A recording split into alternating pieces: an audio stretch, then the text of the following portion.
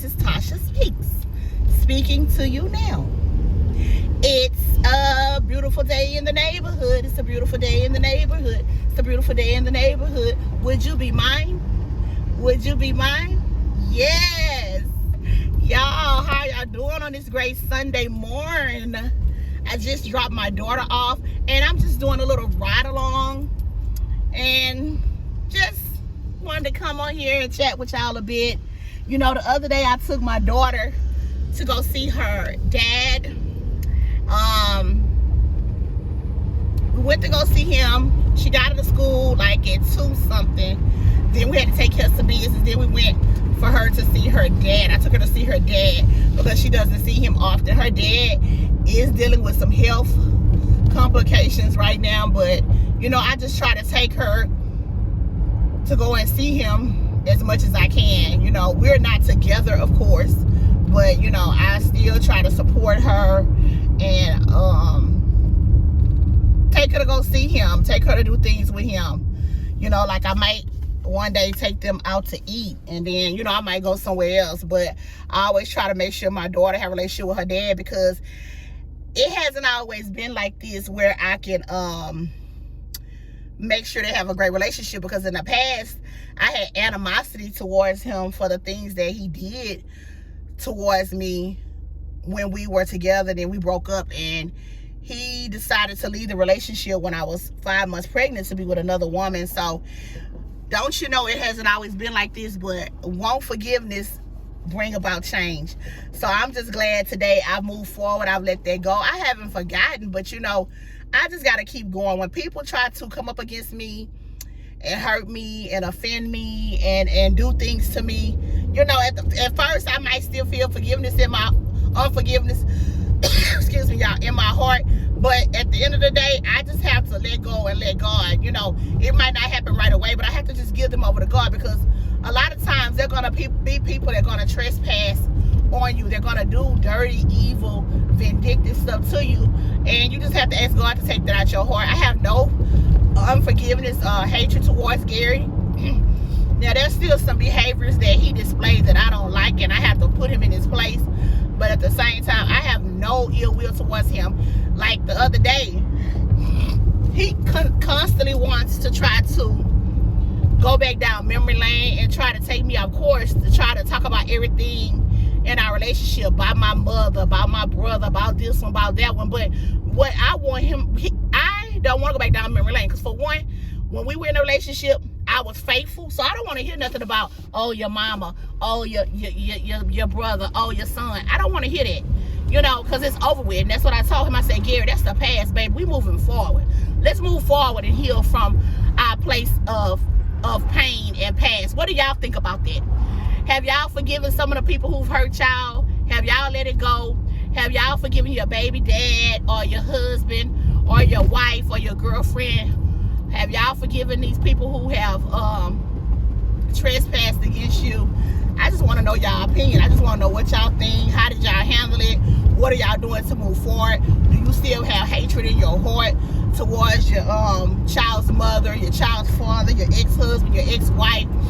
I don't want to hold no hatred towards Gary. Me, y'all, I even told him, Gabby's dad, I said, come on, you can go to church. I'll take him to church, y'all.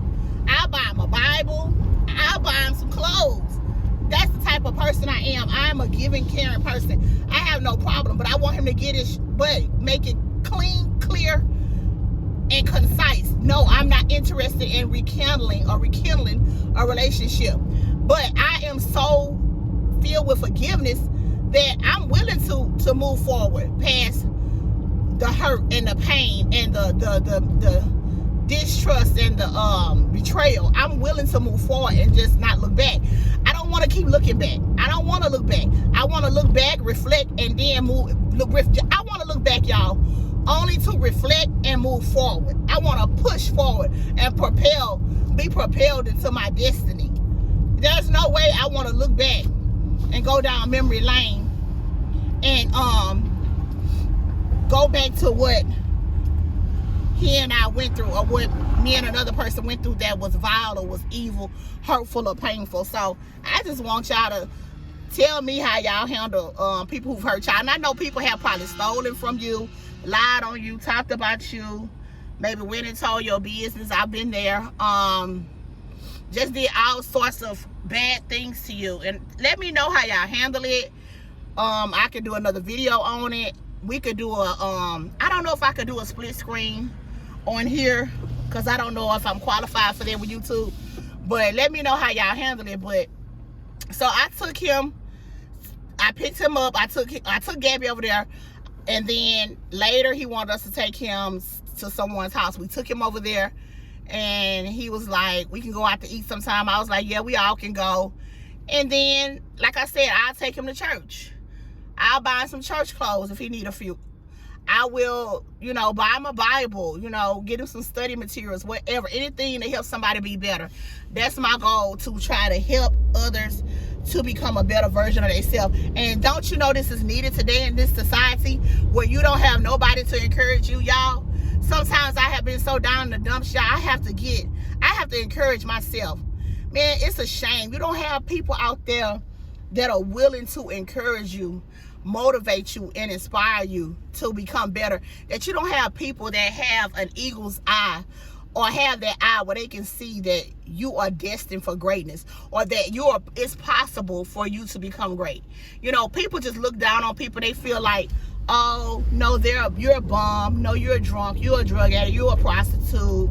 You're dumb. You're not smart. You're not Ivy League. You're not prominent in society.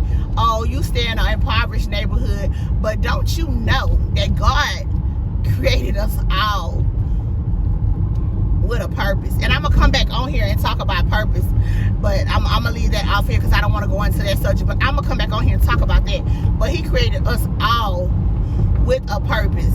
So, you know, my child's father, he made a lot of mistakes, and I just want him to know that it's not too late. He's 58, but it's not too late for him to do something great. It's never too late. It's never too late. Not even for me. I'm 45. It's going on 46, God's willing. It's never too late for us to do something great for the name of the Lord. You know, God already put it in us, so it can be done. It can be accomplished. But that's what we did the other day, y'all. And then my mother and my brother came over to my apartment yesterday to help with a few things. And we just all had fun. We ate some salmon croquettes, some waffles, and we also had rice and butter. So we had fun. I mean, it was just good to see my family come together, to be in unity, on one accord, and to be like-minded, not to argue. Because usually my family is full of toxicity, chaos, and discord. But I did pray before they came over. And when they came over, my brother was pretty quiet, which he's usually not quiet. My mother, she was her usual bubbly self, but we actually all got along. And we watched a movie. We watched like 2 movies on Netflix. So I had a nice time with my family yesterday too. But it just felt good these last 2 days, Friday and Saturday, you know, just to talk to Gabby's dad.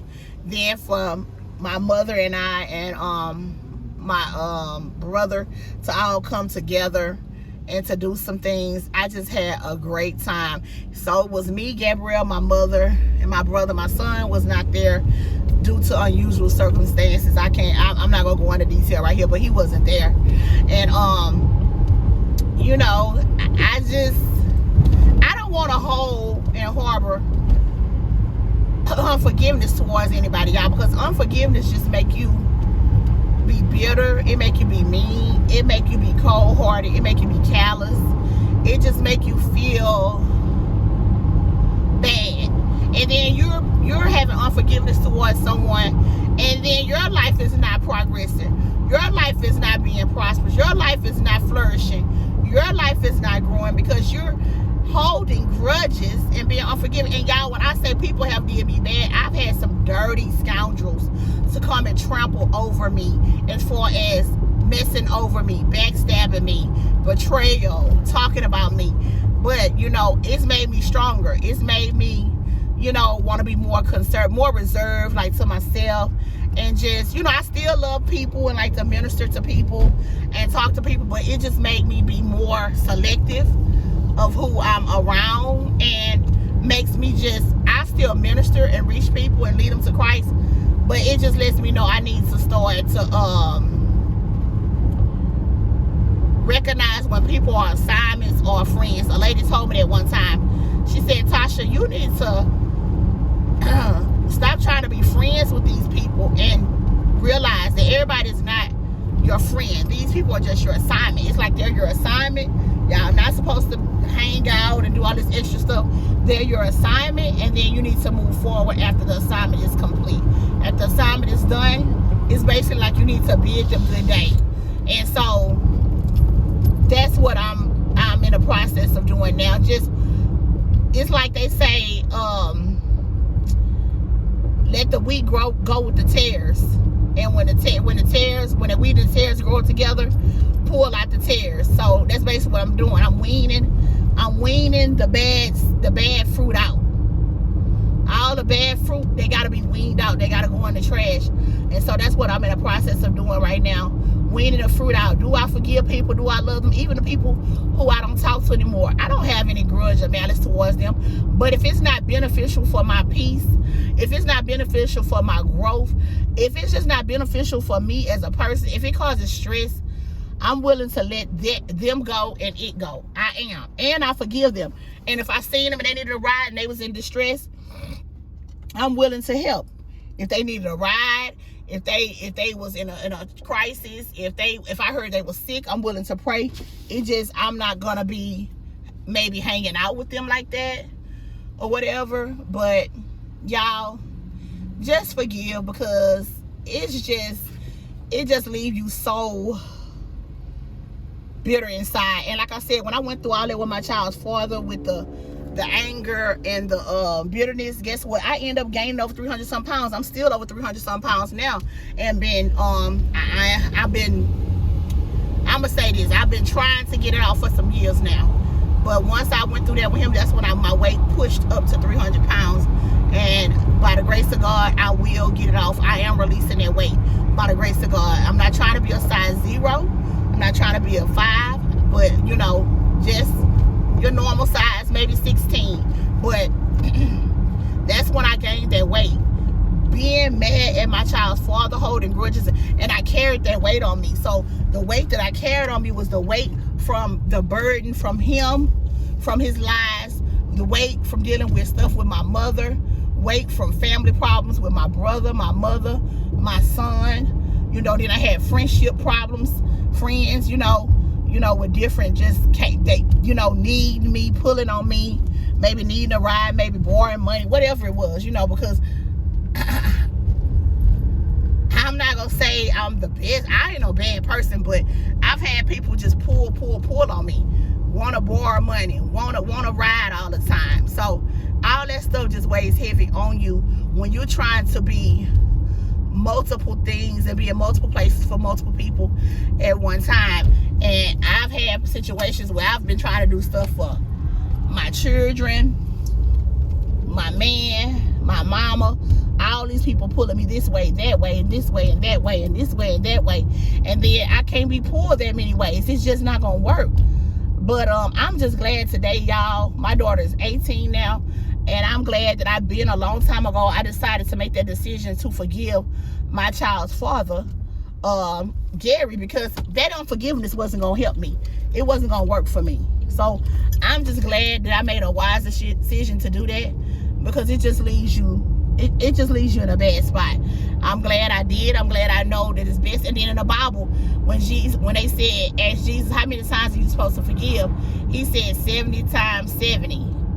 7 times 70 or something like that. 7 times 77. I really can't just quote it, but he said that. So yeah, I want to forgive. I want to be a person who forgives. I don't want to hold that, because if my brother God is telling me, no, we got to forgive, that's just what I want to do. Why would I want to sit there and hold that whole unforgiveness towards people? Because us having to forgive lets me know that there's going to be people who going to need forgiving from us. That's what that means. That's what that means. The fact that he said 70 times 7, that's telling you, oh, there are gonna be people that you're gonna have to forgive.